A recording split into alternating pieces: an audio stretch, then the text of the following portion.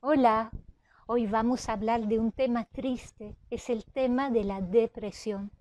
Am, es una, es algo que nos puede pasar a todos, caer en una depresión, la pérdida de un ser querido, la pérdida de un trabajo, un divorcio, problemas sin solución, traumas, accidentes. Todo esto son cosas que pasan en la vida y nos puede tocar a todos en algún momento, que seamos jóvenes o más mayores, y entonces podemos entrar en un estado de depresión. Entonces, la medicina alopática tiene soluciones con medicamentos para poder solucionar la depresión. Y estos medicamentos, lo sabemos, tienen efectos secundarios severos y en realidad no ayudan a la depresión. De hecho, pueden causar más depresión. Además, son muy adictivos y nos hacen entrar también en otros tipos de adicción, como el alcohol, como el fumar. Hay como una entrada con ellos en la adicción. Son responsables de deterioro del cerebro a largo plazo, usado por años, pueden causar demencia senil, Alzheimer, Parkinson. Podemos realmente observar un deterioro cerebral, como si el cerebro se estuviese decomponiendo. Entonces, desde mi punto de vista, y quizás el tuyo también, no son una solución. Y entonces, ¿qué hacemos en estos casos, no? Y este video no es para las personas que buscan la solución en un medicamento o en una planta, un remedio, no. Este video es más para las personas que quieren responsabilizarse de su estado y literalmente arrancarse de la depresión. Entonces, estas técnicas que les voy a compartir son técnicas que he desarrollado de manera personal y que he compartido con personas y que han podido ayudar a muchas personas porque funcionan, pero son técnicas basadas en el sentido común y se pueden usar para ayudarnos a salir de este estado. Entonces, por supuesto, las depresiones tienen diferentes causas. Podemos entrar en depresión porque simplemente tenemos un desajuste en la microbiota intestinal. A nivel intestinal, cuando la microbiota está um, desajustada de una cierta manera, esto altera mucho el humor y podemos sentirnos extremadamente triste, melancólico, con depresión, con ansiedad, incluso con crisis de pánico. Entonces tenemos tendencia siempre a buscar del lado de la cabeza, pero deberíamos también observar del lado de los intestinos. No es para nada que llaman los intestinos el segundo cerebro.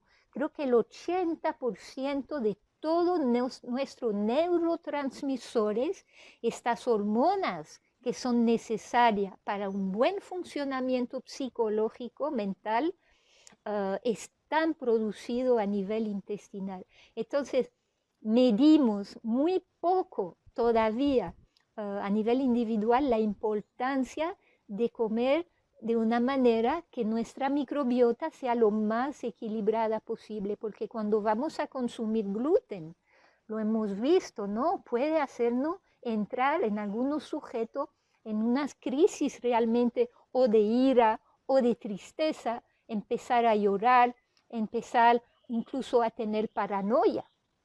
Bien, y el gluten es uno de los elementos que más viene a dañar la psique de las personas. También cuando hablamos de gluten, no consideramos todos los otros almidones que hay en el arroz, en la papa, en los cereales que no tienen gluten, pero que tienen otros tipos de glú y que tienen un efecto similar al gluten, que son la base de la alimentación de muchísimas personas y que no lo hablamos lo suficientemente, apagan el ser feliz que deberíamos ser. Nos quitan alegría, nos quitan ganas de vivir, porque son como una especie de pegamento que se almacenan, apelmazan en nuestros intestinos y poco a poco todas las funciones neuronales a nivel intestinal empiezan a ser afectadas y afecta nuestro estado de humor. Entonces la ilusión es total, creemos que es por algún problema exterior cuando en realidad es un problema intestinal. Entonces la dieta va a ser súper importante en estos casos cuando estamos en depresión. Por supuesto, traumas, accidentes, divorcios, separaciones, cosas de la vida, ¿no? Pueden estresarnos tanto en un solo momento que este mismo estrés causa una baja de la inmunidad, una baja de la defensa. Es bien conocido que cuando estamos bajo estrés se nos bajan las defensas. ¿Pero qué significa esto? Significa que el estrés viene a perturbar nuestra microbiota intestinal y que este desajuste intestinal provoca lo que hablamos antes. Entonces, muchísimos problemas más, ¿no? Problemas autoinmunes. Es común de ver que personas desarrollen problemas autoinmunes después, por ejemplo, de haber tenido un problema, un trauma, de haber sido muy estresado por un tiempo. Bien, pero también la depresión.